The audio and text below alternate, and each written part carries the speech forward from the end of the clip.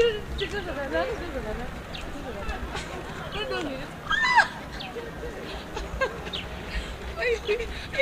up. My goodness. How much you can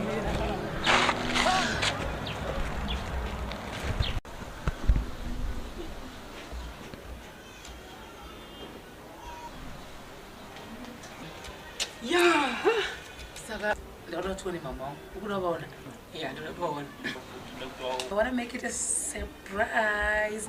So I have covered everything.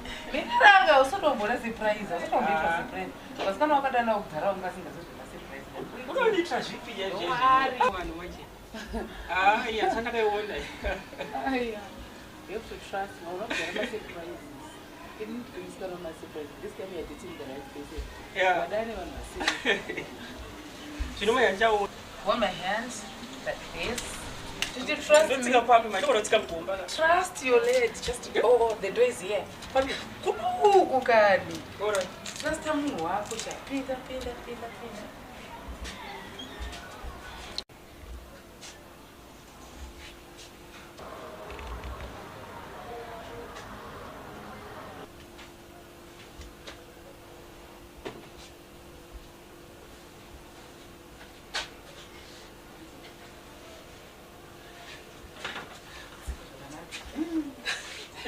Muzamadira ndokuita. But you want to see ya.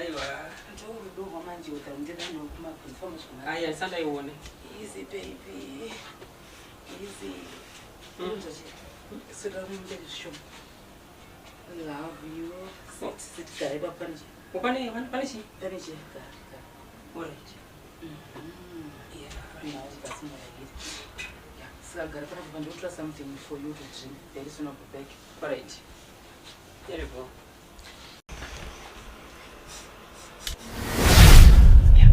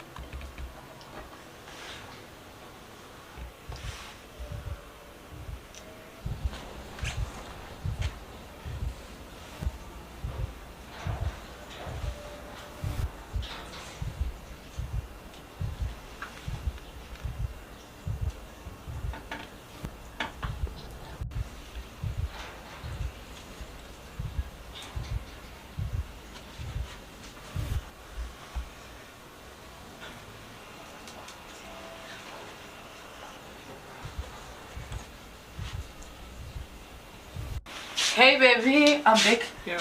Don't you know that? I don't know me on your Sorry, Wina. I don't know. Sorry, Wina.